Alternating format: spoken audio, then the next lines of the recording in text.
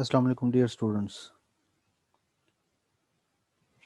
Thomas calculus chapter 3 आज हम start करने के लिए जा रहे हैं और इस चैप्टर का जो टाइटल है बड़ा ही इम्पोर्टेंट टॉपिक मैथमेटिक्स के हवाले से।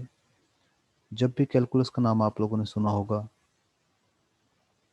ज़रूर आप लोगों ने ये वर्ड सुना होगा, डिफरेंशिएशन, जिसे हम कहते हैं कि the process of finding the derivative is called differentiation.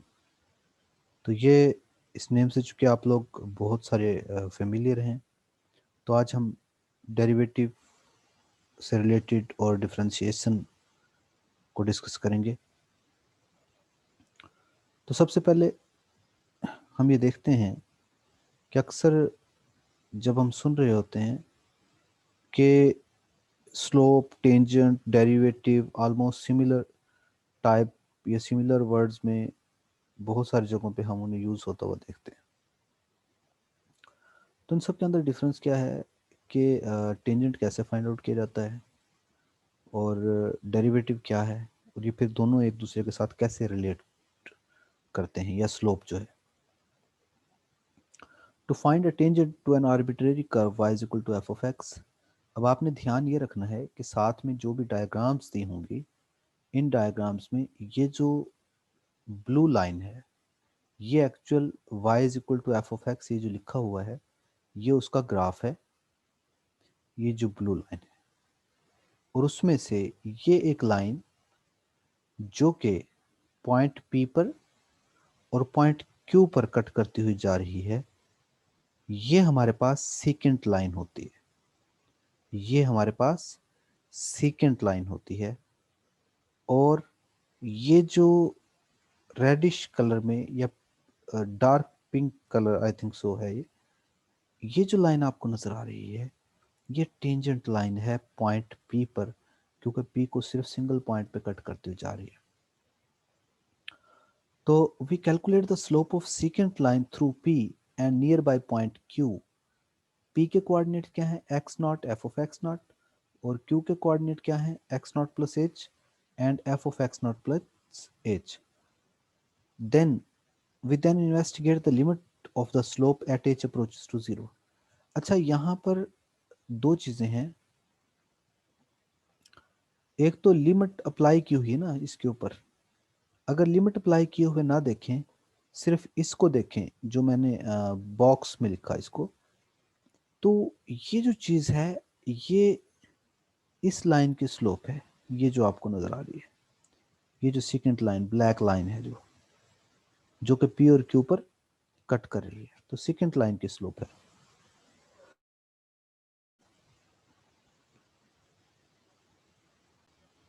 जबकि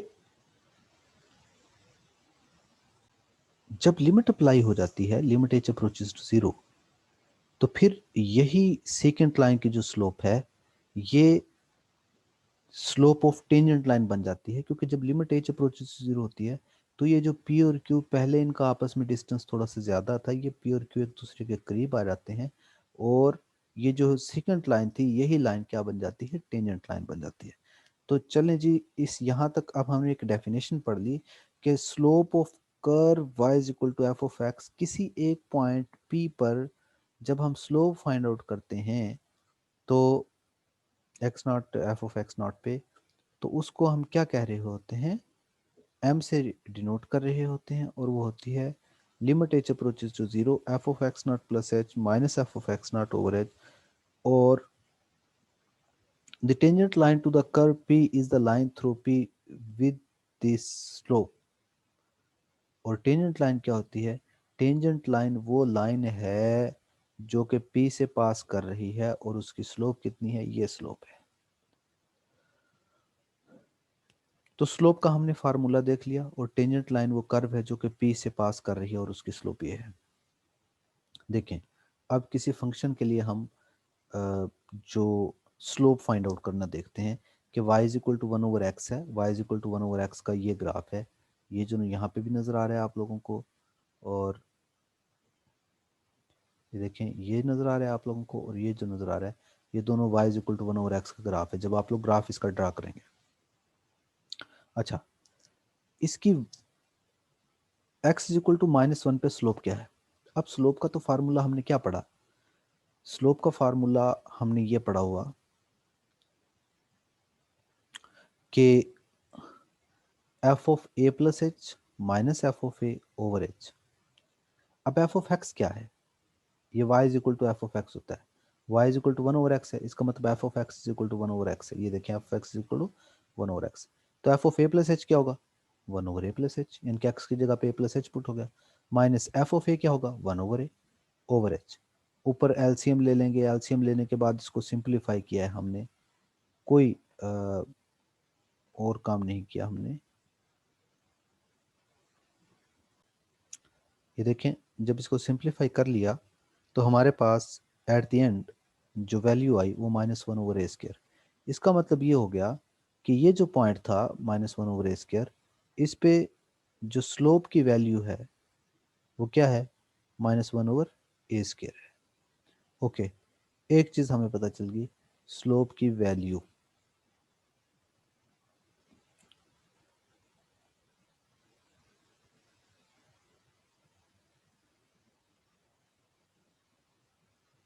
अच्छा, x इज इक्वल टू 1, उसने यहाँ पर हमें बताया कि x इज इक्वल टू 1 पे, -1 पे अगर हमने देखना है तो notice that we have to keep writing limit h approaches to 0 before each fraction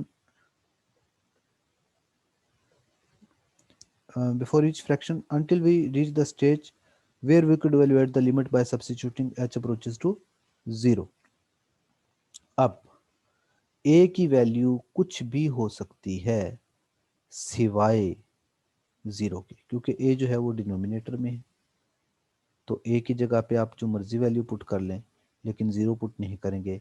अब a की जगह पे -1 पुट कर लें तो हमारे पास जो स्लोप है वो -1 ओवर -1 का स्क्वायर क्या आएगा? +1 ही हो जाएगा।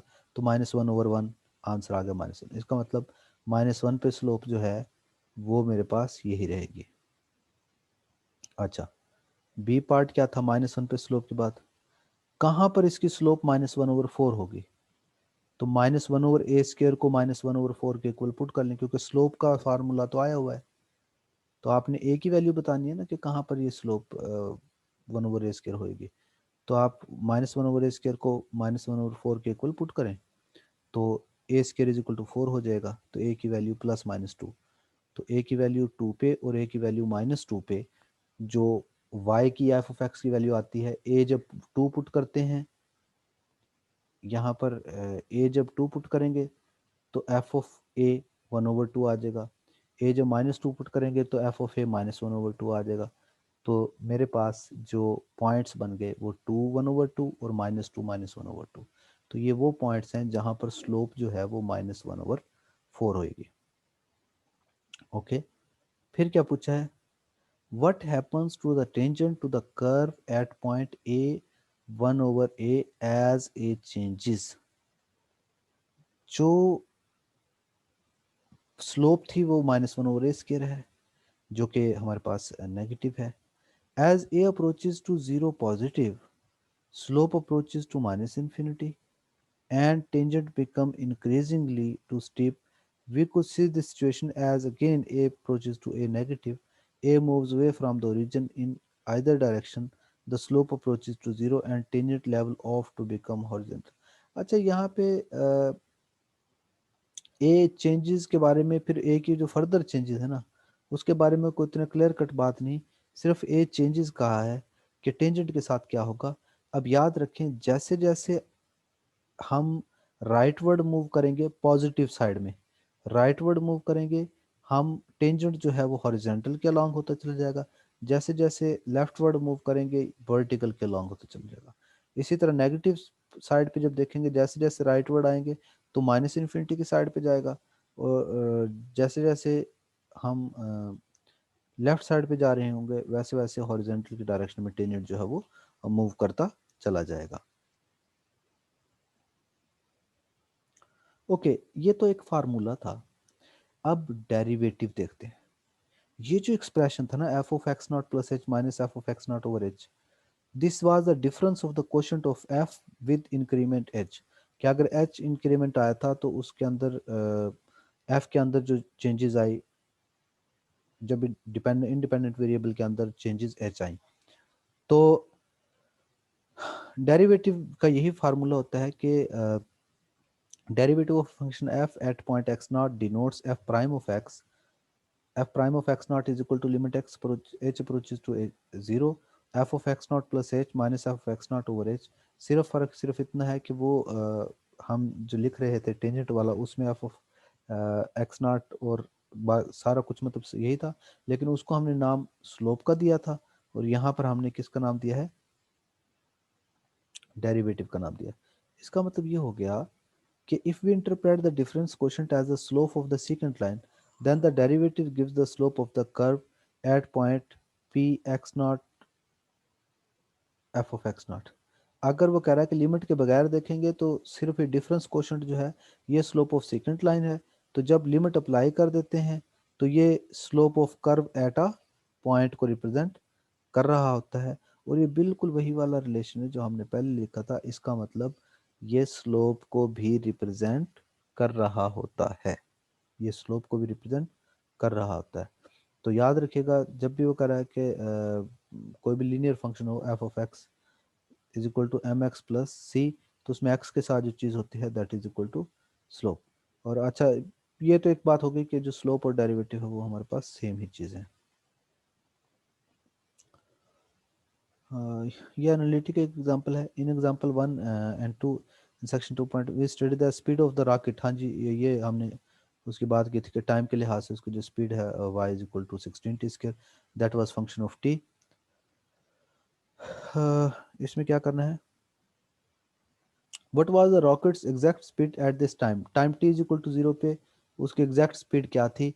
तो अब याद रखें क्या वो speed at some specific value है, तो इंस्टेंटेनियस रेट ऑफ चेंज जो होता है ना किसी भी चीज़ का, तो वो वही डेरिवेटिव होता है। इसका मतलब मैंने इंस्टेंटेनियस वैल्यू निकालनी है तो वन पे निकालनी है, तो f of one plus h minus f of one over h, तो एफ ऑफ टी ये है।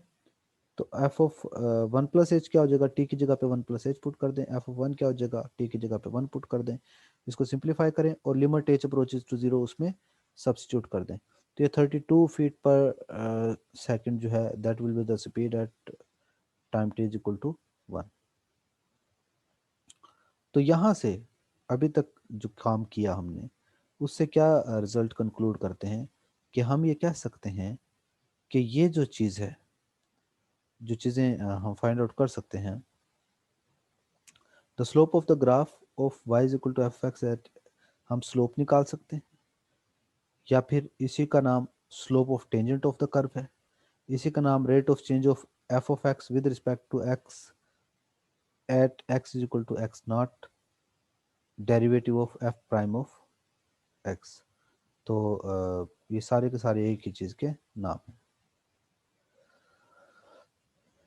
तो ये आप जहाँ पे भी रेट ऑफ चेंज, जहाँ पे भी स्लोप, जहाँ पे भी इस टाइप की चीज़ें, find the slope of the curve किसी भी स्पेसिफिक पॉइंट पे, तो आप लोगों ने इसका मतलब है कि डेरिवेटिव फाइंड आउट करना है using f of x plus h minus f of x over h और limit h approaches to zero formula apply करवाने के बाद। उसके बाद है डेरिवेटिव एज अ फंक्शन। अब डेरिवेटिव एज अ फंक्शन के अंदर क्या है कि जो प्रीवियस सेक्शन था उसमें हमने डेरिवेटिव का जो फॉर्मूला ड्राइव किया that was f prime of x not is equal to limit h approaches to zero f of x not plus h minus f of x not over h. अब हम क्या करते हैं, अच्छा ये तो डेरिवेटिव की दोबारा के डेरिवेटिव ऑफ फंक्शन क्या है। अब वो किसी स्पेसिफिक पॉइंट पे था, तो जनरल एक्स पे जो डेरिवेटिव का फार्मूला होगा f prime of x is equal to limit h approaches to zero f of x plus h minus f of x over h. तो ये डेरिवेटिव का फार्मूला आप लोग याद रखेंगे।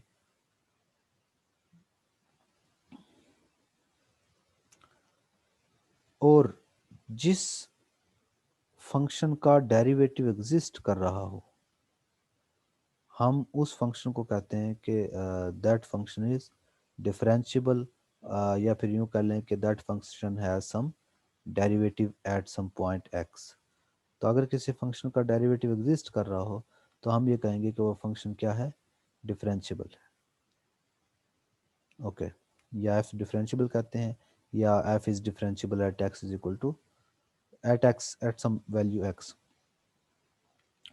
अच्छा, इसका एक और अल्टरनेट फार्मूला भी है।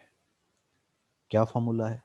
हम ये कहते हैं कि स्टार्टिंग पॉइंट एक्स था, अगला पॉइंट एक्स प्लस एच था ना, अब एक्स प्लस एच नहीं लिखता कोई बंदा, तो कोई जी भी लिख सकता है। तो यहाँ से ना इस डिनोमिनेटर के बारे में थोड़ा सा ज़रा ज़्यादा हमें पता लग जाएगा कि ऊपर F of x plus h minus f x था, तो नीचे अकेला एच नजर आता था ना, तो ये एच नहीं होता था, ये दरअसल x plus h minus x होता था। तो x plus h minus x था, तो अब उसकी जगह पर जब जी आ गया तो ये जी माइनस एक्स होगा नीचे। तो इसका मतलब ये होगा, और लिमिट जी अप्रोचेज टू, और उस वक्त क्या होता था, एक्स प्लस एच एक्स को अप्रोच करता था, तो एच जो है वो जीरो को अप्रोच कर रहा होता था। तो अब लिमिट क्या आएगी, जी अप्रोचेज टू एक्स, क्योंकि जैसे जैसे क्यू जो है वो पी के करीब आएगा वैसे वैसे जी जो है वो एक्स को अप्रोच करेगा। ठीक है, तो लिमिट जो है वो किस में चेंज हो जाएगी, ये भी डेरिवेटिव का फार्मूला है, limit g approaches to x f of g minus f of x over g minus x. तो ये भी डेरिवेटिव के फार्मूले के तौर पे आप लोगों को पता होना चाहिए। Calculating derivatives from differentiation, derivative कैसे फाइंड आउट करते हैं, तो ये डेरिवेटिव का फार्मूला है D over d x of f of x. तो वन ओवर एक्स का derivative minus one over x square है। अच्छा, जो ये फार्मूला ड्राइव किया है ना हमने, ये फार्मूला आप इससे इस रूल को फॉलो करते हुए जो है वो ड्राइव करेंगे। इसके अंदर वैल्यूज पुट करनी है, f of g, f of x को वन ओवर एक्स रखें, तो एफ ऑफ जी को वन ओवर जी रखें, और उसको सिंप्लीफाई करते हुए जी अप्रोचेज टू एक्स अप्लाई कराएं, और ये जो है वो रिजल्ट ड्राइव करें। ऐसे ही देखें, x plus x over x minus h है, तो इस पे वो प्रीवियस डेफिनेशन लगा के f of x plus h minus f of x, अब ये एफ ऑफ एक्स है x over x minus one, तो f of x plus h क्या आएगा, x plus h over x plus h minus one, यानी कि F के अंदर जहाँ जहाँ एक्स है वहाँ पे एक्स प्लस एच पुट कर दिया, माइनस एफ ऑफ एक्स है तो एक्स उसी तरह रहा ओवर एच। जब ये सारा कुछ काम हमने कर लिया, तो ये वैल्यूज एलसीएम लेंगे सबसे पहले, तो ऊपर एलसीएम लेने के बाद ये फॉर्म बन जाएगी हमारे पास, और उसमें जब h approaches to zero put करेंगे तो वो minus one over x minus one square बन गया। तो ये डेरिवेटिव का जो रूल है ना, ये बड़ा ध्यान से आप लोगों ने क्या काम करना है, चाहे तो आप लोग वो जीक वाले से या f of x plus h वाले से, ये f of x plus h वाले से क्या हुआ है, आपने f of x is equal to one over x इस फार्मूले के अंदर पुट करके डेरिवेटिव फाइंड आउट करके देखना है, और आप लोग देखेंगे कि यही आंसर आएगा।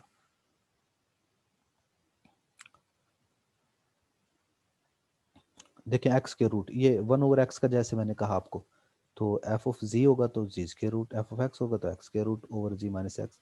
अब स्क्वायर रूट जहाँ पे भी आ जाता है, ये आप लोगों को पता है कि हम क्या करते हैं, रैशनलाइजेशन का प्रोसेस करते हैं, तो सो दैट के डिनोमिनेटर जीरो ना हो पाए, तो कुछ टर्म्स कैंसिल आउट हो जाएंगे, टर्म्स के कैंसिल आउट होने के बाद फिर जब आप लोग लिमिट पुट करेंगे तो one over two into x के रूट, ये डेरिवेटिव आ गया। अब उसने कहा slope of the curve at x is equal to 4, इसका मतलब you have to find out derivative at x is equal to 4। तो डेरिवेटिव तो आप निकाल चुके, जस्ट एक्स की जगह पे 4 पुट कर दें, आपका आंसर आ जाएगा। टेंजेंट जब आप लोगों ने लेना है, टेंजेंट लाइन वो होती है y is equal to M x plus सी। तो y is equal to c क्या होता है, y इंटरसेप्ट है 2, m क्या है 1/4, x क्या है, अब यहाँ पर वैसे तो x लिखा जाता है, लेकिन अगर वो ओरिजिन होता तो सी एक्स इंटरसेप्ट होता, तो यहाँ पर x की वैल्यू 4 है, तो x माइनस 4 आप लोग सब्स्टिट्यूट करेंगे, तो ये ओवरऑल जो है वो रिजल्ट हमारे पास आ जाएगा।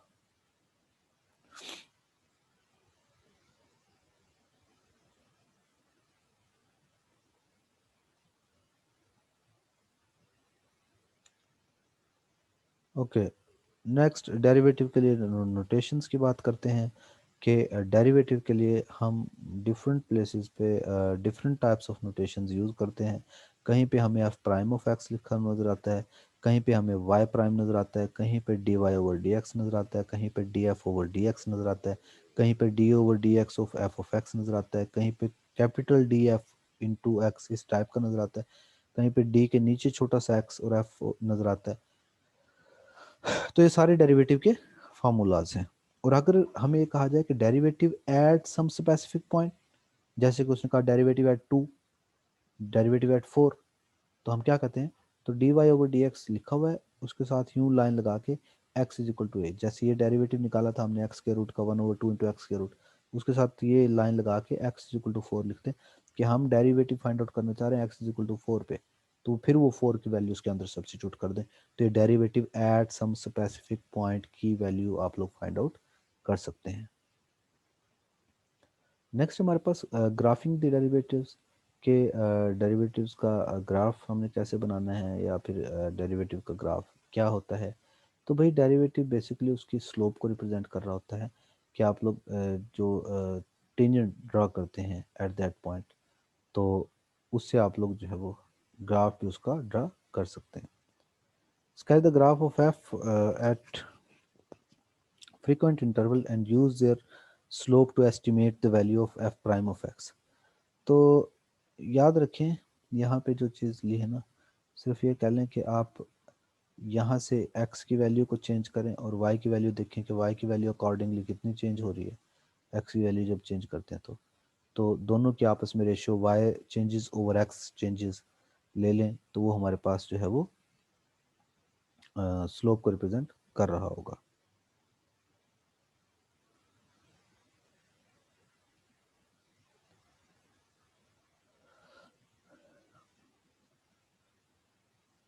इसी तरह ये तो वो हो गया कि जब आप लोग डेरिवेटिव फाइंड आउट कर रहे थे किसी भी इंटरवल में।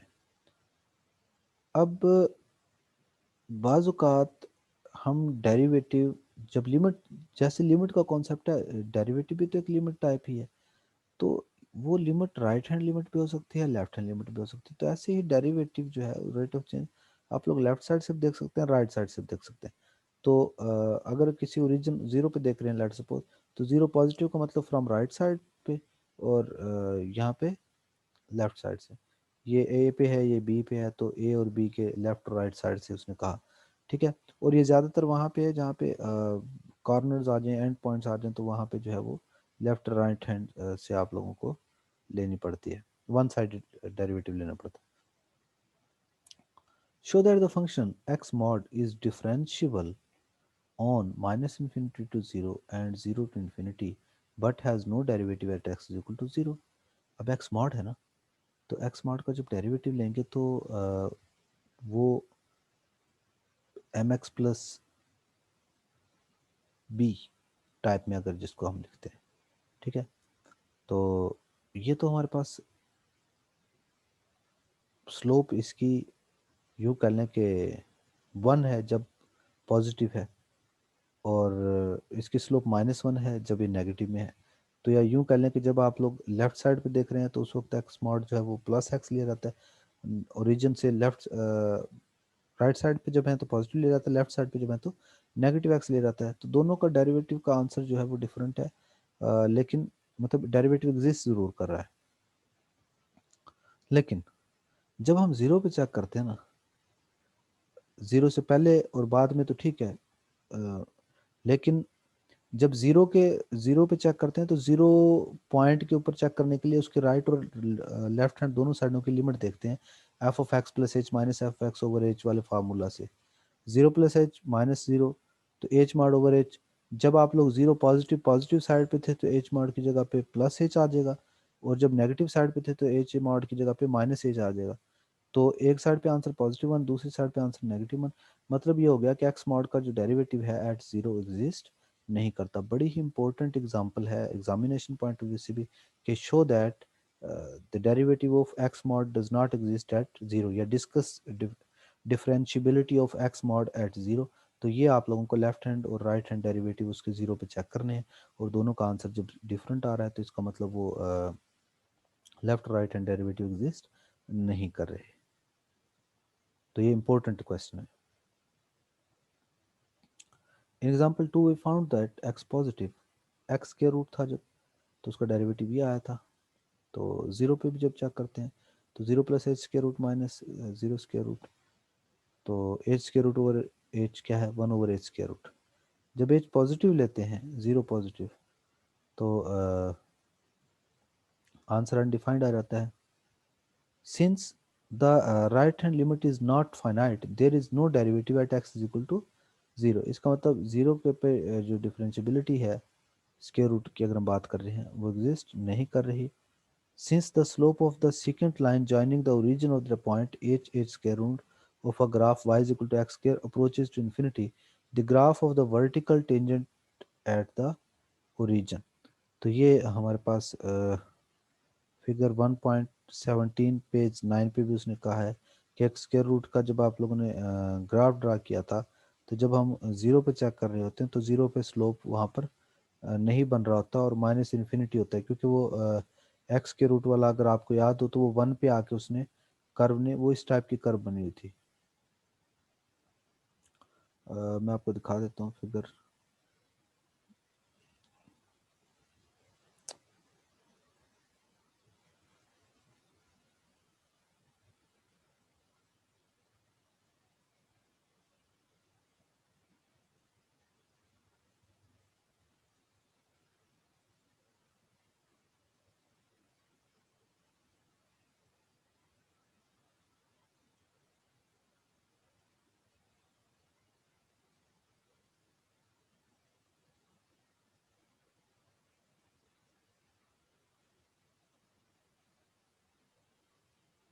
ये देखिए एक्स के रूट, तो यहाँ पे आके इसकी जो स्लोप है वो अनडिफाइंड हो जाती है, क्योंकि जो टेंजेंट आप जैसे जैसे इसके ऊपर ड्रा करेंगे टेंजेंट लाइन, तो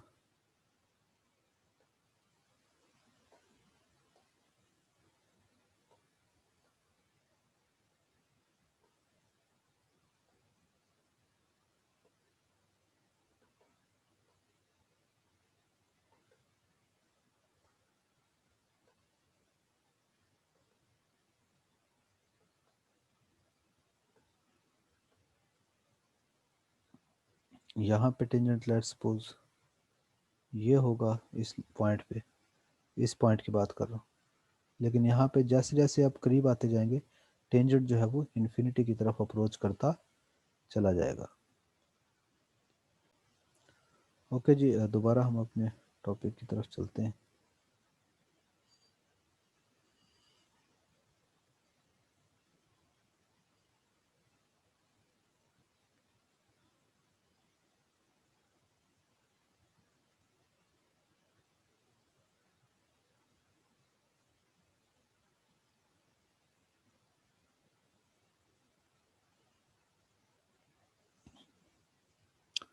ओके जी, वन साइडेड हो गया और टू स्क्वायर रूट पे।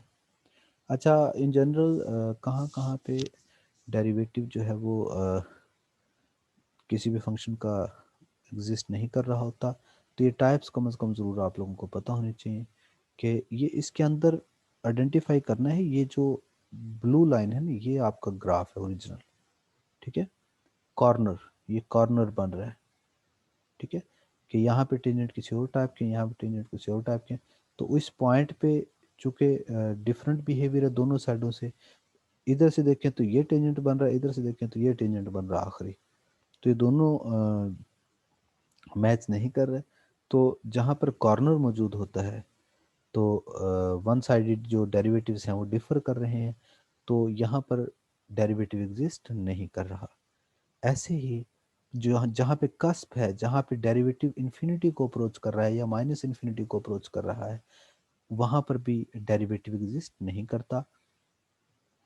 या किसी एक जगह पे वर्टिकल टेंजेंट आ जाए, वही बात है कि टेंजेंट इन्फिनिटी आ जाए, तो मतलब ऐसी सिचुएशन हो सकती है कि वो यूं जाके कर्व टेढ़ी मेढ़ी हुई इस टाइप की कि दरमियान में टेंजेंट जो है वो वर्टिकल आ गया, तो वहाँ पे डेरिवेटिव एग्जिस्ट नहीं करता। जैसे कि इसमें भी हमें नज़र आ रहा है कि डेरिवेटिव वर्टिकल हो गया किसी जगह पे, या ये जो ग्राफ था यहाँ से यहाँ तक है, उसके बाद ग्राफ वहाँ ऊपर से शुरू हुआ और नीचे, तो यहाँ पे टेंजेंट कुछ और है, यहाँ पे टेंजेंट कुछ और है। तो डिसकंटिन्यूटी अगर आ जाए, ये दोनों डायग्राम डिसकंटिन्यूटी की हैं कि एक किसी एक पॉइंट पे फंक्शन डिफाइन नहीं है, उसकी वैल्यू कुछ और है, तो वहाँ पे डेरिवेटिव एग्जिस्ट नहीं कर रहा। तो ये 4 डिफरेंट टाइप्स हैं जहाँ पे डेरिवेटिव एग्जिस्ट नहीं कर रहा है।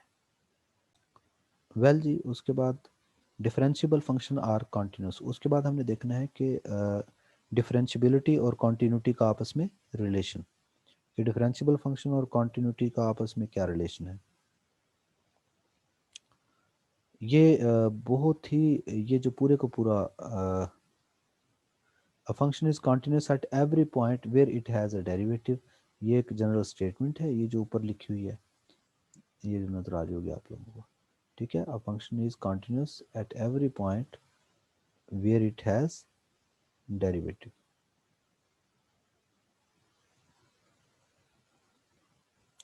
तो इसका ये एक थ्योरम है इससे रिलेटेड, और इसका प्रूफ जो है that is much much important, ये आपको स्क्रीन पे पूरी पे नज़र आ रहा होगा।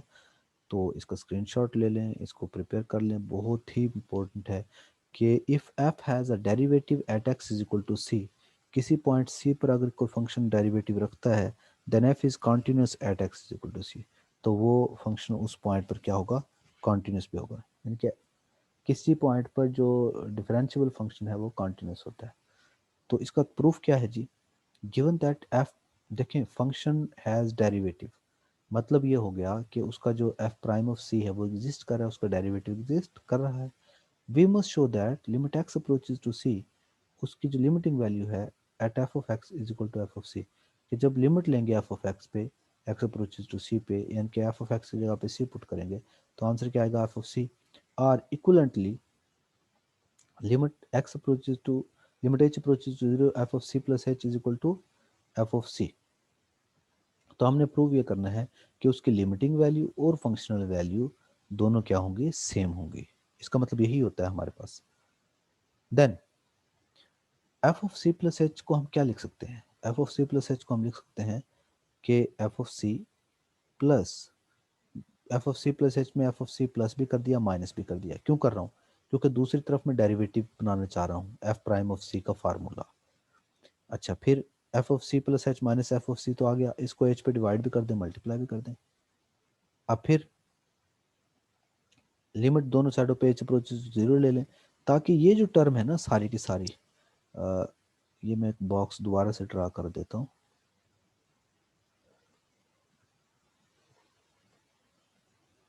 ताकि ये जो टर्म है ना, इस सारी को हम जब लिमिट अप्लाई करवा लेंगे, तो इस सारी का नाम हम क्या दे सकें, एफ प्राइम ऑफ सी।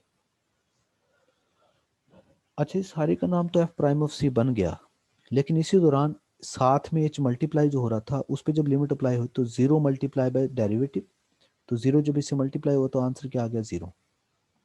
तो एफ ऑफ सी बच गया। तो इसका मतलब ये हुआ कि limiting value f of c plus h और एफ ऑफ सी दोनों का आंसर सेम आ गया है। तो लिमिटिंग वैल्यू और फंक्शनल वैल्यू अगर हमारे पास किसी भी तरह सेम हो जाए, तो हम कहते हैं कि फंक्शन जो है वो हमारे पास कॉन्टिन्यूस है। तो इसका मतलब ये हो गया कि जो डिफरेंशियबल हो, जिसका डेरिवेटिव एग्जिस्ट करता हो, वो फंक्शन कॉन्टिन्यूस होता है। ये बहुत इंपॉर्टेंट थ्योरम है। ओके, ये बड़ी अहम बात है। The converse of the theorem one is false. Converse से मुराद क्या है, उसने कहा जिसका डेरिवेटिव एग्जिस्ट करे वो कॉन्टिन्यूस होता है, लेकिन जो फंक्शन कॉन्टिन्यूस हो वो ज़रूरी नहीं कि उसका डेरिवेटिव भी एग्जिस्ट करे। A function need not have a derivative at a point where it is continuous, कि कोई फंक्शन जो किसी पॉइंट पे कॉन्टिन्यूस हो, ज़रूरी नहीं कि वहाँ पे उसका डेरिवेटिव भी एग्जिस्ट करे। तो इसके कन्वर्स एग्जांपल भी है वैसे तो, जो ग्रेजुएशन में जो स्टूडेंट्स पढ़ रहे होते हैं उनके लिए। अच्छा, इससे रिलेटेड जो एक्सरसाइजेज हैं जिसमें डेरिवेटिव्स फाइंड आउट करने हैं, वो आप लोगों ने देखनी है इसकी। Next we have differentiation rules different, के power multiplication sum and difference rule. Derivative of a constant function, सबसे पहले तो हम फार्मूलाज की डेरिवेशन एक्चुअली कर रहे हैं इन ट्रू सेंस। तो अगर देखा जाए कि कांस्टेंट का डेरिवेटिव क्या होता है, तो D f over d x अगर फंक्शन कांस्टेंट है तो उसका डेरिवेटिव जीरो होता है। प्रूव कैसे करेंगे? वही definition f of x plus h minus f of x over h, उसमें f of x plus h जो है वो एफ ऑफ एक्स अगर सी है तो एफ एक्स प्लस एच भी सी रहेगा, तो उस पर लिमिट अप्लाई कराएंगे तो जीरो आ जाएगा। अच्छा, वन ओवर एक्स का derivative minus one over x square है, ये भी उसी को देख के आप लोग प्रूव कर सकते हैं वैसे। अच्छा, पावर रूल है उसके बाद। पावर रूल क्या कहता है कि derivative of x power n is equal to n x power n minus one, कि अगर एक्स की कुछ पावर हो तो जब उसका डेरिवेटिव लेंगे तो पावर पहले आ जाएगी और एक्स की पावर में से वो पावर क्या हो जाएगी, एक कम हो जाएगी। इसका प्रूफ है जी कि देखें एफ डेरिवेटिव का फार्मूला क्या था, limit g approaches to x f of g minus f of x over g minus x. F of g क्या है, जी पावर एन, मतलब एफ ऑफ एक्स अगर एक्स पावर एन है तो f of g क्या हो जाएगा, g power n. F of x क्या हो जाएगा, x power n over g minus x. अच्छा, उसके बाद ये यहाँ पे डायरेक्ट लिखा हुआ है, आपने इसका इंटरमीडिएट में वैसे तो प्रूफ देखा होगा, ये G N minus A N, इस पे आप लोग बाइनोमियल जो फार्मूला है यूँ कह लें वो अप्लाई कर सकते हैं कि ये जो है एक्चुअली मैं यहाँ पे क्या देता हूँ कि इसके साथ क्या आना था, z माइनस एक्स इंटू ये जो बाकी टर्म नीचे लिखी हुई है कि z power n minus one plus x की सिंगल पावर आ गई और z की पावर क्या करता चले जाऊंगा, कम करता चले जाऊंगा और चलते चलते कहाँ तक चला जाऊंगा, x की पावर n माइनस वन तक, कि z की पावर कम सारी खत्म हो जाएंगी और x की power n minus one. Binomial theorem मैंने लगा दिया और डिनोमिनेटर में नीचे क्या चीज़ आ जाएगी, नीचे z माइनस एक्स वैसे ही था, तो ये z माइनस एक्स ऊपर वाले z माइनस एक्स से क्या हुआ है, कैंसिल आउट हुआ है, तब जाके ये वैल्यू बची है। और फिर जब limit z approaches to x इसके ऊपर अप्लाई होगी तो फिर हर z जो है वो भी x में कन्वर्ट हो जाएगा। तो अब ये टर्म्स होती कितनी हैं, ये जितनी जो पावर होती है उतनी टर्म्स होती हैं हमारे पास। तो n टर्म्स हैं तो n बार x power n minus one add होगा, तो उसको लिखा है हमने n x n minus one. तो ये इसका प्रूफ है। तो derivative of x power n का अगर आप लोगों को प्रूफ भी आ जाए तो हमें पता होना चाहिए कि हमने कैसे उसको ड्राइव करना है, derivative of x power n को। तो उसकी डेरिवेशन भी ये है जो आप लोगों के सामने। ओके, इसी तरीके से एन जो है कोई भी रियल नंबर हो, वो तो इंटीजर के लिए है, इंटीजर के बजाय कोई भी रियल नंबर हो तब भी यही वाला रूल अप्लाई होता है, चाहे पॉजिटिव हो चाहे नेगेटिव हो चाहे वो रैशनल नंबर हो। क्योंकि इसके लिए पॉजिटिव नेगेटिव और रैशनल के लिए जो आप लोगों की इंटरमीडिएट क्लास है वहाँ पर उसकी बुक में प्रूफ भी उसका मौजूद है। तो एक्स क्यूब है तो उसका डेरिवेटिव क्या आएगा, फिर जो पावर है वो पहले आ जाएगी थ्री और एक्स की पावर में से एक पावर कम हो जाएगी। टू बाई थ्री है तो डेरिवेटिव जब लेना है तो टू बाई थ्री जो पावर है वो पहले आ जाएगी और एक्स की पावर में से टू बाई थ्री में से एक पावर क्या हो जाएगी, माइनस हो जाएगी। तो टू बाई थ्री में से वन जब आप लोग माइनस करेंगे तो माइनस वन बाई थ्री बच जाएगा। तो ये प्रोसीजर अब हम फॉलो कर सकते हैं तमाम टाइप की पावर्स के लिए।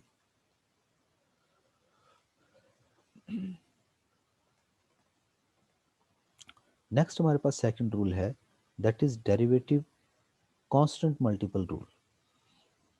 कांस्टेंट मल्टीपल रूल क्या है, if u is a differentiable function of x, u अगर हमारे पास डिफरेंशिएबल फंक्शन ऑफ x है और c कोई कांस्टेंट है तो डेरिवेटिव ऑफ सी यू किसके इक्वल होगा कि c पहले आ जाएगा और D u over d x. यानी कि अगर कांस्टेंट के साथ कोई वेरिएबल मौजूद हो तो डेरिवेटिव हमेशा वेरिएबल का ही आएगा, कांस्टेंट जो है वो बाहर आ जाएगा। तो सी एक्स एन होगा अगर, तो कांस्टेंट तो बाहर आ जाएगा, तो डेरिवेटिव सिर्फ एक्स पावर एन का आएगा, यानी कि n x power n minus one. तो ये सी यू के लिए भी उसने फार्मूला जो है वो उसी डेफिनेशन को अप्लाई करवाते हुए किया है। उससे रिलेटेड एग्जांपल्स हैं, थ्री एक्स स्क्वायर है तो थ्री तो कांस्टेंट है बाहर आएगा, एक्स स्क्वायर का डेरिवेटिव क्या आएगा कि पावर पहले एक्स की एक पावर कम, तो टू एक्स यानी कि सिक्स एक्स इसका डेरिवेटिव आ जाएगा। तो इस तरीके से जो हम डेरिवेटिव कर सकते हैं। और नेगेटिव है तो माइनस यू है, तो माइनस यू को आप -1 कांस्टेंट समझें और इसको बाहर ले जाएं और ये कह लेंगे कि डेरिवेटिव सिर्फ यू का आएगा और साथ में जो माइनस है वो बाहर आ जाएगा। उसके बाद है जी सम रूल, कि अगर हमारे पास कोई से दो डिफरेंशियबल फंक्शन हैं u और v, differentiable functions of x हैं, तो उन पे जब सम रूल अप्लाई होगा तो याद रखें कि डेरिवेटिव दोनों का अलग-अलग डेरिवेटिव आ जाएगा। नीचे इसका प्रूफ भी है, पहले उसने एग्जांपल दे दी कि x4 और 12x दो अलग-अलग फंक्शंस हैं, तो x4 का अलग डेरिवेटिव आ जाएगा 4x³ और 12x का अलग डेरिवेटिव आ जाएगा 12। नीचे उसका प्रूफ भी दिया है कि u of x plus v of x है, तो f of x plus h क्या बन जाएगा, u of x plus h plus v of x plus h, minus f of x क्या बन जाएगा, u x plus v x over h. अच्छा, फिर u वाले टर्म्स को इकट्ठा कर लें, v वालियों को अलग कर लें और दोनों पे लिमिट अलग अलग अप्लाई कर लें, तो एक d u over d x बन जाएगा, एक d v over d x बन जाएगा।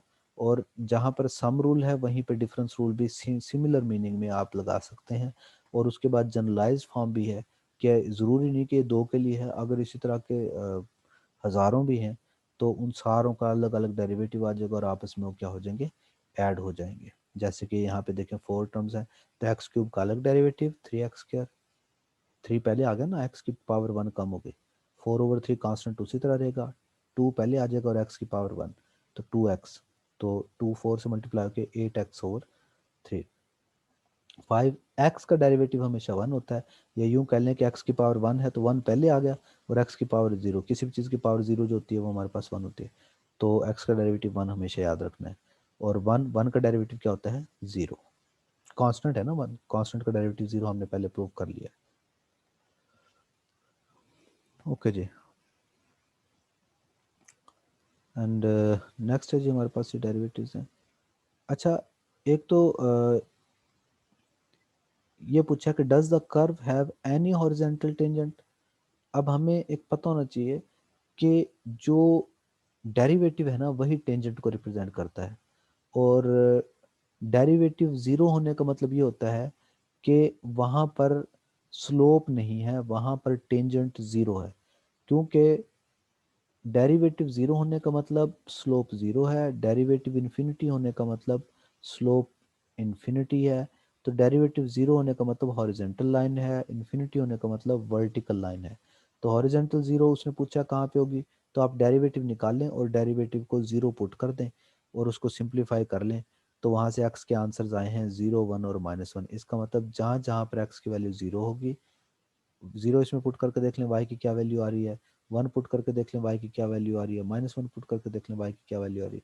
तो 0 पुट किया तो y की वैल्यू 2 आई, 1 पुट किया तो y की वैल्यू 1 आई, -1 पुट किया तो y की वैल्यू 1 आई। तो 0 2 पे, 1 1 पे और -1 1 पे, ये तीन वो पॉइंट हैं जहाँ पर जो टेंजेंट है वो हॉरिजेंटल होगा। तो इस तरीके से आप लोग वो पॉइंट जहाँ पर टेंजेंट हॉरिजेंटल हो वो भी फाइंड आउट कर सकते हैं। Derivative of exponential functions.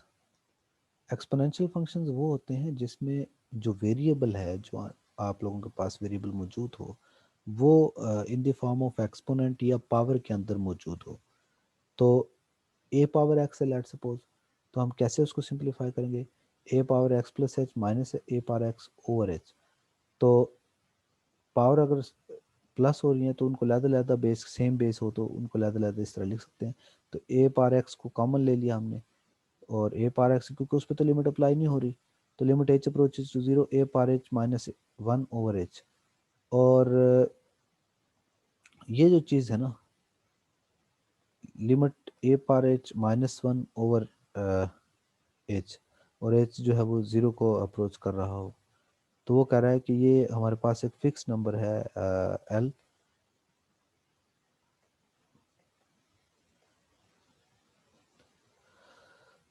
Okay, ये इसको उसने एक स्पेसिफिक नेम दिया है कि एल का, कैपिटल एल का। और अगर इस ए की जगह पे ई आ जाए, ठीक है, तो फिर उसी का नाम, एल का नाम क्या बन जाता है, 1। यानी कि हम यूँ कह सकते हैं कि फिर उसका जो आंसर होगा that will be equal to 1। और इसी एल की वैल्यू में वो कह रहा है कि अगर हम ए की वैल्यू 2 और 3 के दरमियान में एक स्पेसिफिक वैल्यू लें, तो ये सारे सारे के सारा जो आंसर है वो 1 को अप्रोच करता है। यानी कि हमारे पास ए की वैल्यू, ये ग्राफ अगर आप लोगों को नज़र आ रहा हो, ये ए की डिफरेंट वैल्यूज़ के लिए हमारे पास जो आंसर है वो 1 को अप्रोच करने की कोशिश करता है, और जो 1 को अप्रोच करता है वो 2 और 3 के, या 2.5 और 3 के दरमियान दरमियान में कोई वैल्यू होगी उस पर अप्रोच करता है। तो हम एक स्पेसिफिक नंबर ले लेते हैं ई, जहाँ पे ये 1 को अप्रोच करता है। तो इसकी जगह पे हम क्या लेते हैं कि जब ए की जगह पे अगर ई पुट किया जाए तो इस सारे का आंसर 1 आ जाता है। तो derivative of e power x जो है वो ई पार एक्स होता है। ये उसकी जो है हमारे पास डेरिवेटिव का फार्मूला आ गया कि derivative of e power x is equal to e power x होता है। और अगर कोई कांस्टेंट साथ में मल्टीप्लाई हो जाए तो कांस्टेंट का वही प्रोसीजर के कांस्टेंट पहले आ जाएगा, ई पार एक्स का डेरिवेटिव एज इट इज आ जाएगा। प्रोडक्ट रूल है उसके बाद यू डॉट वी, तो उसमें u first function as it is, second का डेरिवेटिव प्लस सेकंड वैसे ही फर्स्ट वन का डेरिवेटिव। तो ये जैसे है 1/x और x square plus e x, तो दो फंक्शन आपस में मल्टीप्लाई हो रहे हैं। तो जब इसका डेरिवेटिव लेंगे तो इकट्ठा तो 1/x उसी तरह लिखूंगा, और अंदर वाले का derivative x square plus e x का डेरिवेटिव क्या आएगा, 2x plus e x plus x square plus e x को वैसे लिखा, और जो पहले वाला था 1/x उसका डेरिवेटिव, 1/x का डेरिवेटिव -1/x स्क्वायर होता है। ये भी आपने याद रखना है क्योंकि 1/x होता है एक्स पावर -1, तो पावर -1 पहले और एक्स की पावर -2, तो -1/x स्क्वायर। ये आपने दो फार्मूलाज हैं जो कि बड़े ही इंपॉर्टेंट हैं पावर रूल के अंदर। उसने पावर रूल से पहले लिख लिया था उनको। इन दोनों को तो बड़े ध्यान से आपको याद रखना है कि एक्स स्क्वायर रूट का मतलब 1/2 इंटू एक्स स्क्वायर रूट, या यूं कह लें या इस फॉर्म में, दोनों में से किसी भी फॉर्म में आपको याद रहना चाहिए जुबानी ये फार्मूला। और 1/x का डेरिवेटिव -1/x स्क्वायर या -x पावर -1 -2, तो ये दोनों पहले वाले दोनों एक ही फार्मूला है, ये वाले दोनों एक ही फार्मूला है। तो ये दो फार्मूलाज जो हैं आप लोगों को हर सूरत में याद होने चाहिए, बहुत ज़्यादा यूज़ होते हैं। ओके,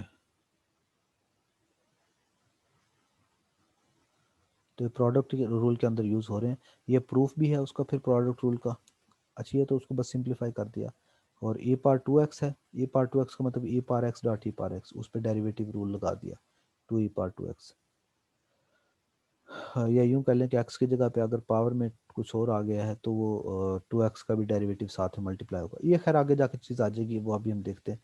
अभी हम सिंपलर रिलेटेड रिजल्ट्स को देख रहे हैं। Proof of the derivative product rule. Product rule कैसे लगाते हैं, ये f of x plus h क्या आएगा, यू वी था ना एफ ऑफ एक्स, तो u of x plus h v of x plus h minus f of x क्या आएगा, u of x v of x over h. इसका proof में और क्वेश्चन रूल के प्रूफ में ना एक टर्म ऐड और सब्ट्रैक्ट करनी पड़ती है। इसके अंदर हमने u of x plus h into v of x, ये वाली टर्म जो है ना ऐड और सब्ट्रैक्ट करी है। तो पहली दोनों के अंदर से u of x plus h common आ गया, बाकी जो टर्म बचती है वो वही बनती है जो कि डेरिवेटिव ऑफ वी है। और बाद वाली दोनों टर्म में से वी एक्स कॉमन लेके बाकी वही टर्म बन रही है जो कि डेरिवेटिव ऑफ यू है। तो यू ऑफ एक्स और वी ऑफ एक्स दोनों में से ये term you of x plus h v of x, इसमें से ऐड और सब्ट्रैक्ट करके फिर आप लोगों ने सिंप्लीफाई करना है, सो दैट कि जो derivative of u of x और derivative of v of x का फार्मूला जो है वो जनरेट हो सके। ये तो इसका प्रूफ है। तो ये प्रोडक्ट रूल से रिलेटेड क्वेश्चंस बड़े इंपॉर्टेंट हैं कि ये दोनों हैं। तो आप क्या करेंगे, एक्स स्क्र प्लस वन को वैसे रखेंगे और बाद वाले का डेरिवेटिव जो कि एक्स क्यूब का डेरिवेटिव 3x² और 3 का derivative 0, plus x cube plus 3 को उसी तरह लिखा है, और पहले वाले का डेरिवेटिव एक्स स्क्र का डेरिवेटिव 2x और 1 का डेरिवेटिव 0, तो ये देखें 2x लिखा। फिर बस इनको आपस में मल्टीप्लाई करके ऐड कर देना है। तो ये प्रोडक्ट रूल से रिलेटेड। और इसी तरह प्रोडक्ट रूल में क्या था जी, दोबारा बता देता हूँ कि प्रोडक्ट रूल में हमने पहला वैसे ही दूसरे का डेरिवेटिव प्लस दूसरा वैसे ही पहले का डेरिवेटिव। जब क्वेश्चन रूल आ गया, क्वेश्चन रूल में क्या है, माइनस साइन है, पहले का डेरिवेटिव दूसरा वैसे ही माइनस पहला वैसे ही दूसरे का डेरिवेटिव और नीचे वाले का स्केयर। तो ये यूं भी हो सकता है, यू और वी हो, एफ ऑफ एक्स और जी ऑफ एक्स है तो यूं भी लिख सकते हैं। तो ये हमारे पास लेट सपोज डिनोमिनेटर में है डेरिवेटिव, तो हम क्या करेंगे, टी क्यूब प्लस वन यानी कि नीचे वाले का स्केयर ले लेंगे। अच्छा, ऊपर वाला टी स्केयर प्लस वन का डेरिवेटिव 2t, और नीचे वाला टी क्यूब प्लस वन वैसे ही माइनस, ऊपर वाला वैसे ही टी स्केयर माइनस वन, नीचे वाले का डेरिवेटिव 3t स्केयर। बस उसके बाद आप उसे मल्टीप्लाई करके जो है उसकी सिंप्लीफिकेशन है जितनी भी हमने करनी है। तो ये क्वोशंट रूल का भी F of x plus h minus f of x over H लिखा, और इसका एलसीएम लेने के बाद जब ऊपर टर्म्स बचेंगे ना जो, उनमें यू एक्स वी एक्स को प्लस और माइनस करा है, ताकि जब पहली दोनों में से वी ऑफ एक्स और बाद वाले दोनों में से यू ऑफ एक्स कॉमन लें, तो ये जो है ये d u over d x बन गया, ये वाला d v over d x बन गया। तो ये फार्मूलाज जो है वो जनरेट हो जाए और क्वोशंट रूल जो है वो बन जाएगा। तो ये क्वोशंट रूल जो है देखने में, देखें इसके ऊपर, अब क्वोशंट रूल भी है डेरिवेटिव भी है, तो हम क्या करेंगे, हम पहले डेरिवेटिव लेने से पहले ऊपर वाले दोनों को मल्टीप्लाई कर लेते हैं। अच्छा, मल्टीप्लाई कर लिया, तो अब भी क्वोशंट रूल लग सकता था, हम क्वोशंट रूल से चाहे तो बच भी सकते हैं। कैसे, ये क्वोशंट रूल लगाने के बजाय उसने क्या किया, x4 पे हर एक को डिवाइड कर दिया, तो ये अलग अलग टर्म्स बन गई हैं, अब इनका अलग अलग डेरिवेटिव ले लेते हैं। तो इसका मतलब ये हो गया कि आप लोग इस तरीके से भी डेरिवेटिव्स फाइंड आउट कर सकते हैं। Second and higher order derivatives, जब हमें डेरिवेटिव फाइंड आउट करना आ जाए, तो जो आंसर आया उसी का दोबारा डेरिवेटिव ले लें, तो डबल डेरिवेटिव आ जाएगा। एफ प्राइम था तो एफ डबल प्राइम हो जाएगा, जो कि एफ प्राइम का डेरिवेटिव होता है। अच्छा, इसको सेकंड डेरिवेटिव भी बोलते हैं। सेकंड डेरिवेटिव के लिए सारे सैम्बल्स नज़र आ रहे हैं, ठीक है। तो जो एक दफ़ा डेरिवेटिव आ गया उसको दोबारा डेरिवेटिव ले लें डी वाई प्राइम, तो वो सेकंड डेरिवेटिव बन गया है। तो इसी तरीके से हम हायर डेरिवेटिव्स ले सकते हैं, बार बार उनका डेरिवेटिव लेके, third order derivative, nth order derivative, ये उनके सैम्बल्स हैं। ये देखें, उसने फर्स्ट फोर डेरिवेटिव का कहा, तो वाई प्राइम पहली दफ़ा derivative, y double prime, y triple prime, y fourth prime. तो इसी तरीके से हमारे पास अगले तमाम डेरिवेटिव ज़ीरो हो जाएंगे। तो इसके अंदर बहुत सारे डेरिवेटिव्स हैं जिनके डेरिवेटिव, बहुत सारे क्वेश्चंस हैं जिनके डेरिवेटिव्स आप लोगों ने फाइंड आउट करने हैं। तो जो इशू हो वो आप लोग डिस्कस कर सकते हैं इनके डेरिवेटिव्स के फाइंड आउट करने में, जो भी आप लोगों को इशू आ रहा हो। ओके, नेक्स्ट हमारे पास जो आर्टिकल है that is derivative as a rate of change.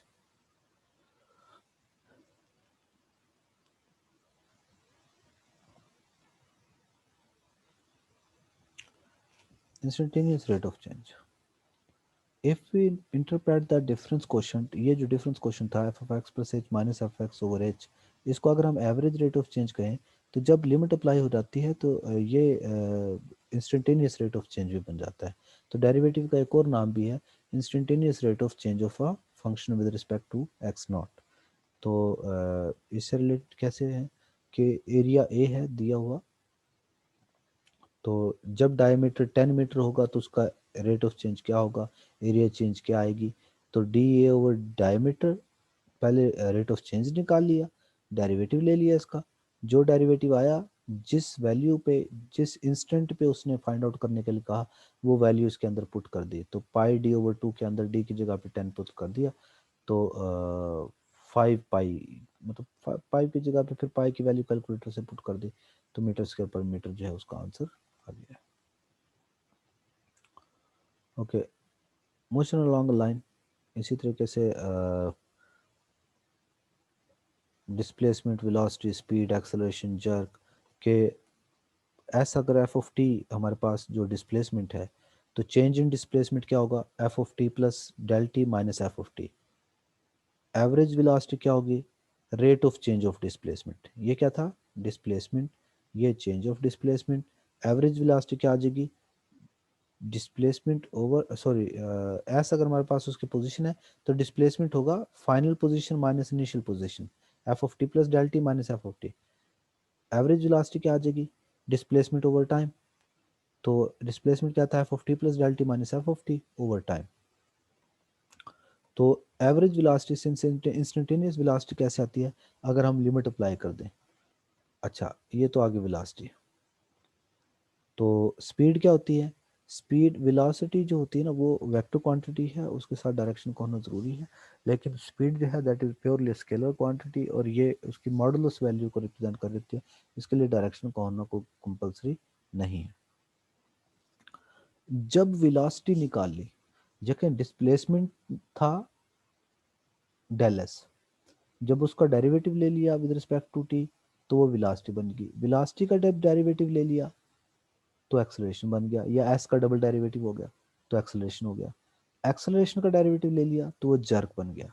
तो याद रखिएगा डिस्प्लेसमेंट का फर्स्ट डेरिवेटिव जो होता है वेलोसिटी होती है, सेकंड डेरिवेटिव जो होता है एक्सेलरेशन होता है, थर्ड डेरिवेटिव जो होता है वो जर्क होता है।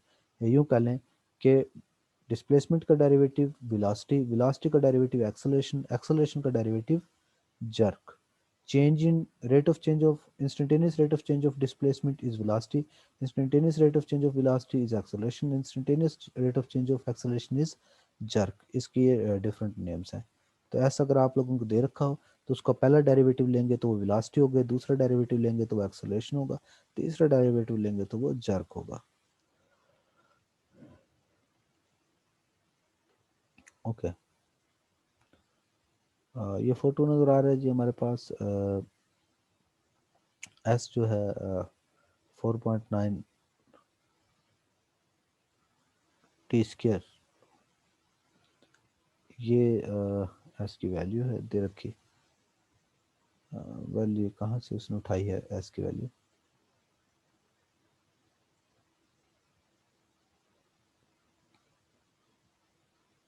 अच्छा ये फ्री फॉल इक्वेशन कह रहा है कि हमारे पास उसकी जो मीट्रिक फॉर्म है दैट इज़ 4.9 टी स्क्र। तो जब हमारे पास आफ्टर 2 सेकंड उसकी पोजीशन क्या होगी, ठीक है, कितना मीटर पे होगी, तो इसको जब हम चेक करा तो पता चला कि वो 19 मीटर जो है वो ट्रेवल कर चुकी होगी। अच्छा, what is the velocity speed and acceleration when t is equal to 2, time t पे इसकी इस वेलोसिटी क्या है और एक्सेलरेशन क्या है और स्पीड क्या है। वेलोसिटी क्या आएगी, s का जो फार्मूला है ना उसका डेरिवेटिव ले लें, डेरिवेटिव लेने के बाद टाइम की वैल्यू पुट कर दें, ठीक है, और उसी का मैग्नीट्यूड, तो स्पीड भी वही होएगी। अब तो उसमें सिर्फ ये था कि डायरेक्शन नहीं आएगी, वेलोसिटी की डायरेक्शन भी बतानी पड़ेगी कि डाउनवर्ड है डायरेक्शन में, तो स्पीड कितनी बतानी पड़ेगी आप लोगों को, और एक्सेलरेशन जो है उसका डबल डेरिवेटिव है, तो एक्सेलरेशन उसका डबल डेरिवेटिव के तौर पे जो है वो आ जाएगा। तो ये इस तरीके से बड़ा सिंपल रिलेटेड मतलब फिजिकल सिचुएशंस हैं, फिजिकल प्रॉब्लम्स हैं, इनको आप लोगों ने देखना है। जो फिजिकल प्रॉब्लम्स हैं और ये बड़े इंपॉर्टेंट हैं, 4-5 प्रॉब्लम्स हैं दे रखे, ठीक है, राइजिंग ऑफ हॉट बलून है और इस टाइप के।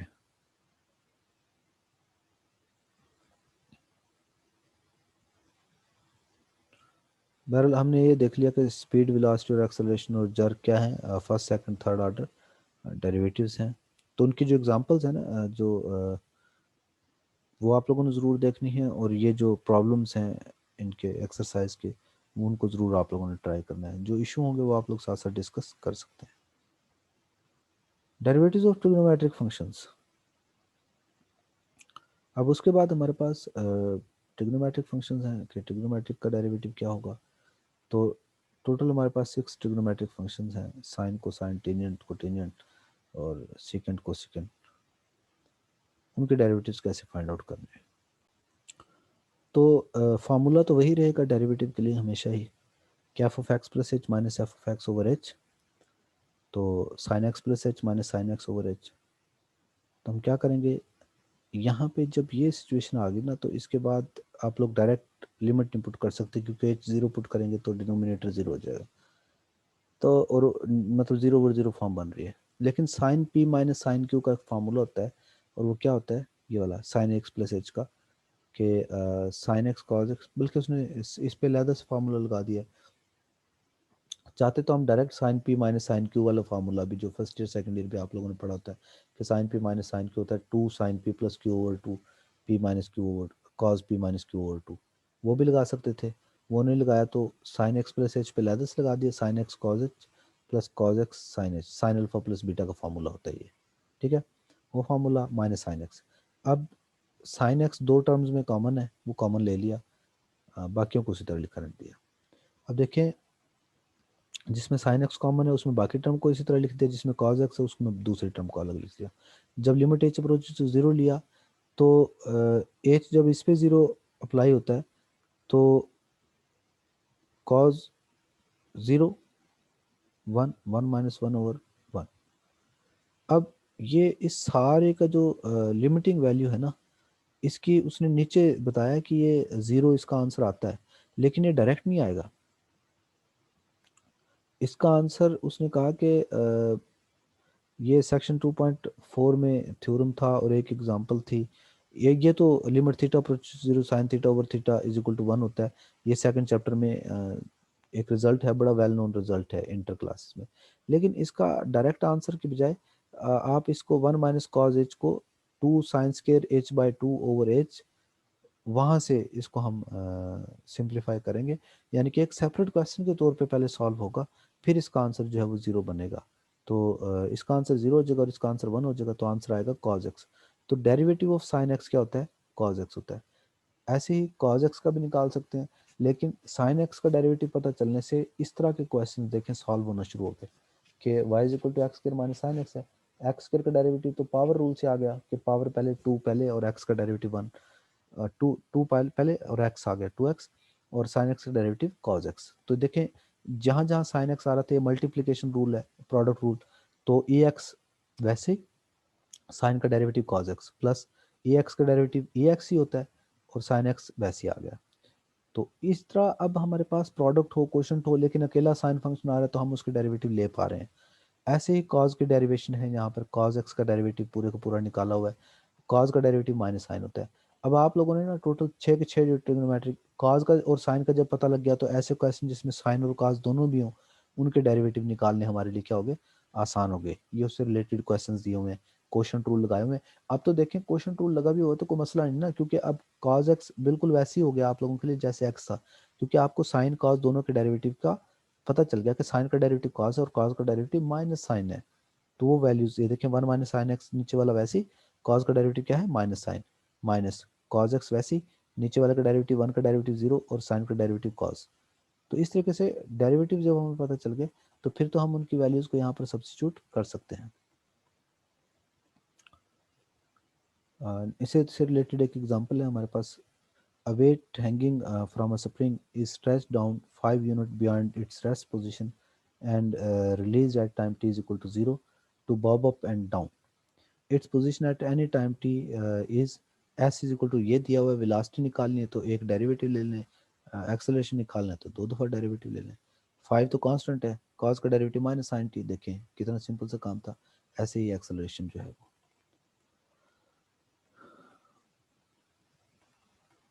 जर्क अगर निकालना हो तो उसका अगेन डेरिवेटिव ले लें एक्सेलरेशन का, तो जर्क आ जाएगा। अच्छा, टेंजेंट कॉट टेन जो है वो साइन ओवर काज होता है, तो उसी को सॉल्व करके आ जाएगा। लेकिन आपने छः के छः याद रख लेने फार्मूले के, साइन का डेरिवेटिव कॉज, कॉज का डेरिवेटिव माइनस साइन, टेन का डेरिवेटिव सेकंड स्क्वायर, कॉट का derivative minus cosecant square, secant का derivative secant x tan x, cosecant का derivative cosecant minus cosecant x cot x. तो ये छः फार्मूलाज याद हों तो आप किसी का भी डेरिवेटिव फाइंड आउट कर सकते हैं। टेन का डेरिवेटिव ये देखें, टेन का डेरिवेटिव सैंपल के तौर पर उसने किया कि वो साइन ओवर काज होता है, तो कॉज का डेरिवेटिव नीचे वाले का स्क्वायर, नीचे वाला वैसे ही ऊपर वाले का डेरिवेटिव माइनस ऊपर वाला वैसे ही नीचे वाले का डेरिवेटिव। तो ये क्वेश्चन टूल लगा के टेन का डेरिवेटिव सेकंड स्क्वायर प्रूव करा हुआ है। सेकंड एक्स दे रखा है, उसका डबल डेरिवेटिव निकालना है, तो सेकंड का डेरिवेटिव क्या होता है? Second x tan x. तो इसके लिए सबसे मेन चीज़ ये होगी कि आप लोगों को ट्रिग्नोमेट्रिक फंक्शंस के डेरिवेटिव के फार्मूलाज कम से कम जरूर आते हों। वो फार्मूलाज आते होंगे तो फिर आप लोग इन डेरिवेटिव्स को फाइंड आउट कर पाओगे। तो सेकंड एक्स वैसे ही, टेन का डेरिवेटिव क्या हो गया? Second square x plus ten x वैसे ही, सेकंड का डेरिवेटिव क्या आ गया? Second x tan x. तो ये इस तरीके से आप लोग डेरिवेटिव्स इनके ट्रिग्नोमेट्रिक फंक्शंस के फाइंड आउट कर पाएंगे। हैं ये उसी टाइप के क्वेश्चन जैसे वो प्रीवियस थे, लेकिन फ़र्क सिर्फ इतना पड़ा कि अब साइन कॉज टेन वगैरह इन्वॉल्व हो गए हैं। तो इसकी एक्सरसाइज में बहुत सारे क्वेश्चन हैं जिनके डेरिवेटिव्स आप लोगों ने फाइंड आउट करने हैं। नेक्स्ट आ गया है हमारे पास चेन रूल। चेन रूल में ऐसा मामला होता है कि हमारे पास एक फंक्शन दूसरे पे डिपेंड कर रहा होता है और दूसरा किसी और वेरिएबल पे डिपेंड कर रहा होता है। तो y और x दोनों ही किसी और वेरिएबल पे डिपेंड कर रहे हैं u पे। तो ये देखिए y डिपेंड कर रहा है u पे और u डिपेंड कर रहा है x पे। तो dy ओवर dx आप लोग डायरेक्ट निकाल सकते हैं, यानी कि a b पे डिपेंड करे और b c पे डिपेंड करे तो a और c का डायरेक्ट डेरिवेटिव निकाल सकते हैं। तो dy ओवर dx निकाल सकते हैं, dy over du dot du over dx। तो y का डेरिवेटिव u के लिहाज से निकालेंगे तो u का डेरिवेटिव 1 आएगा, तो 1 ओवर 2 आ जाएगा डेरिवेटिव dy ओवर du। और u का डेरिवेटिव x के लिहाज से निकालेंगे तो du ओवर dx बनेगा 3 इकलौता। तो इन दोनों के डेरिवेटिव्स को मल्टीप्लाई करवा दे तो 3 ओवर 2 डेरिवेटिव आ जाएगा हमारे पास। तो ये फार्मूला याद रखना है, d y over d u dot d u over d x. ये कहाँ पे आता है, इन्वॉल्व होता है जैसे इस तरह के क्वेश्चन है तो 3x² + 1 अंदर वाले को आप u रख लें तो y is equal to u square और u is equal to 3x² + 1। तो d y over d x निकालना था तो वो हो जाएगा d y over d u dot d u over d x. तो ये चाहें तो आप लोग ये वाला प्रोसीजर भी यूज कर सकते हैं जो यहाँ पे इसने किया है, वरना यूं समझे कि अगर पावर है तो पहले पावर का फार्मूला लगा ले, 2 पहले लिख लें, 3x² + 1 की सिंगल पावर आ गई। और फिर क्या करें, अब अगर पावर के अंदर x की जगह पे कुछ और है, 3x² + 1 है, तो फिर उसका भी डेरिवेटिव ले लें, सी एक्स साथ में मल्टीप्लाई करवा लें। तो डायरेक्ट भी ये काम किया जा सकता है, दोनों तरीकों से आप इसको सिंप्लीफाई कर सकते हैं। तो f of g of x का डेरिवेटिव जब लेना हो तो पहले एफ प्राइम का डेरिवेटिव जी ऑफ एक्स, और मतलब यूं कह लें कि अगर हमारे पास f of g of x हो तो किसी फंक्शन उसके अंदर एक और फंक्शन हो तो आप पहले फंक्शन का डेरिवेटिव लेते हैं और फिर अंदर वाले का भी डेरिवेटिव साथ में मल्टीप्लाई कर देते हैं। एग्जाम्पल के तौर पे जैसे मैंने वो कहा, ये देखें, इसको यहीं से देख के मैं डायरेक्ट इसका सिर्फ आंसर आप लोगों के साथ डिस्कस करूंगा। कॉज ऑफ t² + 1, कॉज का डेरिवेटिव क्या होता है, माइनस साइन, तो माइनस साइन ऑफ t² + 1 आ गया। अब कॉज के साथ एक्स तो नहीं है, एक्स की जगह पे t² + 1 आ गया, तो माइनस साइन t² + 1 तो उसी तरह आ गया, डेरिवेटिव कॉज का डेरिवेटिव माइनस साइन, और t² + 1 का डेरिवेटिव 2t साथ में एक्स्ट्रा मल्टीप्लाई हो गया है। यानी कि यूं कह लें कि आपने कॉज का डेरिवेटिव ले लिया पहले और एक्स की जगह पे अगर कुछ और आ गया था तो फिर उसका भी डेरिवेटिव फर्दर ले लिया t² + 1 का, जो कि 2t आ गया। तो ये प्रोसीजर यूज किया जा सकता है। ये देखें, ये इस तरह उसने कहा कि साइन का डेरिवेटिव आप कॉज ले लें, कॉज ऑफ x² + x, और फिर अंदर वाले का डेरिवेटिव फिर ले लें दोबारा से, क्या 2x + ex, वो मल्टीप्लाई हो जाएगा। इनसाइड आउटसाइड रूल भी। ये देखें e पार cos x है तो e पार x का डेरिवेटिव तो e पार x ही होता है, तो e पार cos x का e पार cos x आ गया, लेकिन cos x का फिर फर्दर आगे डेरिवेटिव आ गया जो कि माइनस साइन x होता है। तो ये इस तरीके से डेरिवेटिव आप लोगों ने ज़रूर इंतहाई ध्यान से इसको देखना है, इनके इससे रिलेटेड क्वेश्चंस को करना है। Repeat use of chain rule है कि देखें टेन के अंदर फंक्शन, लेकिन जब आप काम कर रहे हैं तो उसके अंदर फिर एक और फंक्शन। टेन का डेरिवेटिव क्या होता है, टेन का डेरिवेटिव सीकेंट स्क्वायर एक्स। अब एक्स की जगह पे क्या है, 5 माइनस साइन 2x, तो टेन का डेरिवेटिव सीकेंट स्क्वायर एक्स आ गया, एक्स आ रही है। अब इसका एक्स की जगह पे 5 माइनस साइन 2x था तो उसका फिर डेरिवेटिव आएगा। अब 5 का डेरिवेटिव 0, अब साइन 2x है ना, तो साइन 2x के अंदर फिर दोबारा साइन x नहीं है, साइन 2t है, तो साइन का डेरिवेटिव होता है cos 2t, और फिर साइन t का डेरिवेटिव होता है cos t, लेकिन साइन 2t है तो उसका डेरिवेटिव cos 2t, और 2t का फिर दोबारा डेरिवेटिव आएगा जो कि क्या आएगा, 2। तो इस तरीके से डेरिवेटिव बाजुकात एक से ज़्यादा दफ़ा भी अप्लाई हो रहा होता है, इसको आप लोगों ने ध्यान से देखना है। तो ये बहुत सारे एग्जांपल्स हैं, बड़े सिंपल रिलेटेड एग्जांपल्स हैं, देखने में कोई इतना इशू नहीं है। 7 पावर पहले आ गई, 5x³ + x4 की पावर 6, पावर एक कम हो गई और अंदर वाले का डेरिवेटिव, बस इस टाइप के क्वेश्चंस हैं ये, कोई इतनी ज़्यादा कॉम्प्लिकेटेड नहीं है। तो इनको आप लोगों ने जो है वो सिंप्लीफाई करना है।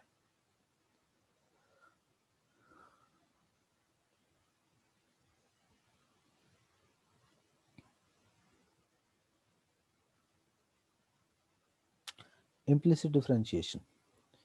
अच्छा, इम्प्लिसिट डिफरेंशिएशन का मतलब ये होता है कि हमारे पास एक्सप्लिसिट एक फंक्शंस होते हैं कि इम्प्लिसिट होते हैं। एक्सप्लिसिट फंक्शंस वो होते हैं जिसमें आप लोग वाई और एक्स को दोनों को, जिस तरह ये है ना, एक्स को एक साइड पे ले जाएं, वाई को एक साइड पे, या एक्स की तमाम टर्म्स को एक साइड पे कर सकते हैं, वाई की तमाम टर्म्स को एक साइड पे कर सकते हैं। लेकिन अगर ऐसा ना किया जा सके, एक्स और वाई एक दूसरे के साथ इतने इंटरमिक्स हों कि एक्स और वाई को सेपरेट सेपरेट ना किया जा सके, तो उनको इम्प्लिसिट कहते हैं, और उनकी जो डिफरेंशिएशन होती है उसको हम इम्प्लिसिट डिफरेंशिएशन कहते हैं।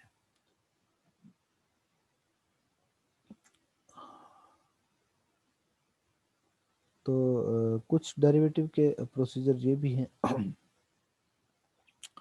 कि y square is equal to x है ना, तो y is equal to plus minus x के रूट बनेगा।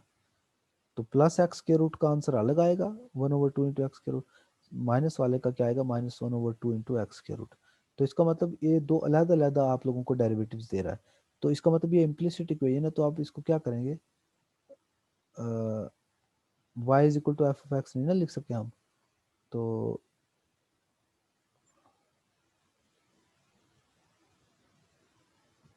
हाँ, सारे ही इम्प्लिसिट है। तो उसमें फिर हम क्या करेंगे, उनके डेरिवेटिव का एक प्रोसीजर होता है, वो ये होता है कि वाई स्क्वायर, तो आप डेरिवेटिव ले लें वाई का भी और एक्स, दोनों साइडों का। टू पहले आ गया, वाई की एक पावर बच गई, और फिर वाई का डेरिवेटिव, क्योंकि एक्स की जगह पे अगर कुछ हो रहा है तो उसका डेरिवेटिव आएगा ना, कि पावर पहले या पावर एक कम और फिर वाई का derivative is equal to x का डेरिवेटिव 1। तो d y over d x आ गया 1/2 वाई। तो ये हमारे पास इस टाइप से डेरिवेटिव्स फाइंड आउट किए जाते हैं, डेरिवेटिव्स। और एक्स की जो दोनों वैल्यूज आप लोगों ने निकाली हैं वो भी इसमें पुट करके देखें तो यही आंसर आएंगे हमारे पास।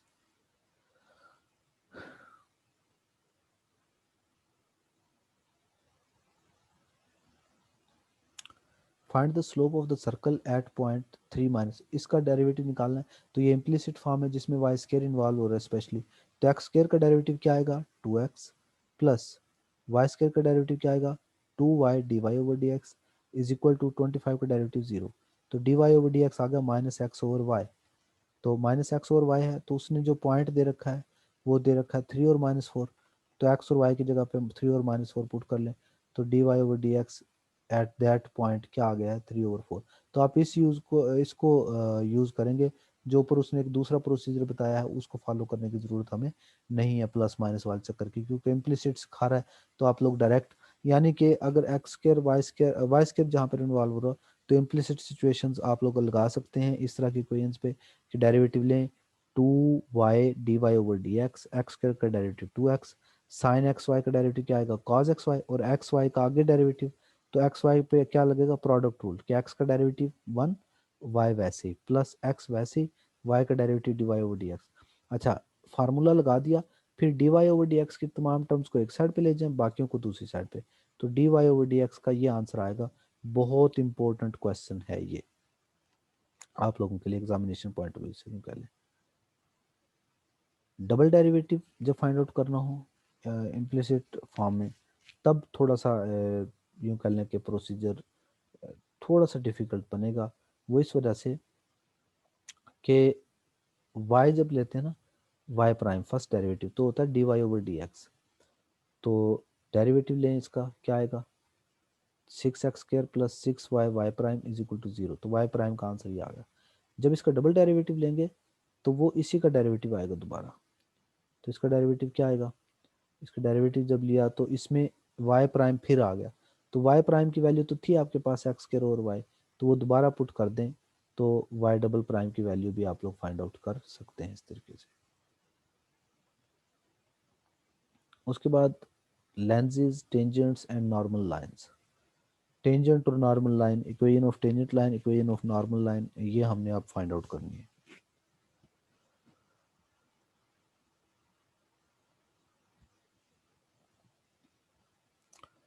तो show that the point lies on the curve, then find the tangent and normal line to the curve। तो उसके लिए इक्वेशन ऑफ टेंजेंट और नॉर्मल लाइन का हमें पता होना चाहिए। तो सबसे पहले तो मैं बता दूं कि टेंजेंट और नॉर्मल दोनों के लिए हमें डेरिवेटिव का पता होना चाहिए, d y over d x. तो उनका डेरिवेटिव उसी तरह निकालेंगे, एक्स क्यूब का derivative 3x square, y cube का 3y square d y over d x, और एक्स वाई के ऊपर प्रोडक्ट रूल लगा के। फिर d y over d x के जो आंसर आ गया, आपने डेरिवेटिव जिस पॉइंट पे इक्वेशन ऑफ टेंजेंट और नॉर्मल निकालनी है, वो पॉइंट की वैल्यूज यानी कि एक्स और वाई के जो कोऑर्डिनेट हैं वो इसके अंदर कर देने हैं पुट। ये आ गया डेरिवेटिव एट पॉइंट। अच्छा, फिर जो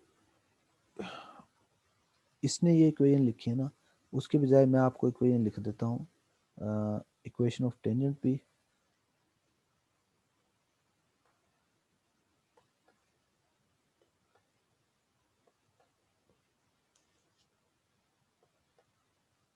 y minus y1 is equal to m into x minus x1। अब m इसमें क्या है? m इसमें वही चीज़ है जो आप लोगों ने डेरिवेटिव निकाला है उस पॉइंट पे। जो क्या निकाला है? डेरिवेटिव निकाला है पॉइंट पे।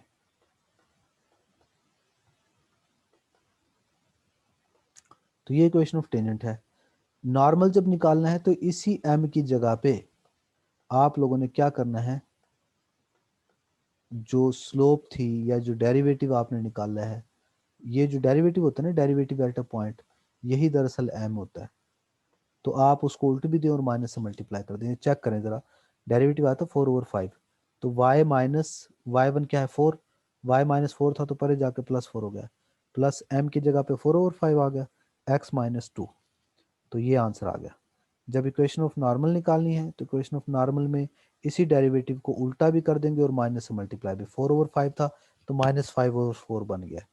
क्या बन गया? -5/4। तो y माइनस y1 वही वाला काम आ गया ना, y minus y1 into m into x minus x1। m की जगह पे सिर्फ ये है कि वो स्लोप उल्ट भी गई है और माइनस से मल्टीप्लाई भी हो गई। तो ये इक्वेशन याद रख के ये क्वेश्चन आप लोगों ने करना है, बहुत इंपॉर्टेंट है आप लोगों के लिए। तो इसमें इक्वेशन ऑफ टेंजेंट और equation of normal find out करने हैं आप लोगों ने। नेक्स्ट है हमारे पास derivative of inverse functions and logarithms. Inverse functions का जो डेरिवेटिव है वो कैसे फाइंड आउट करने हैं, तो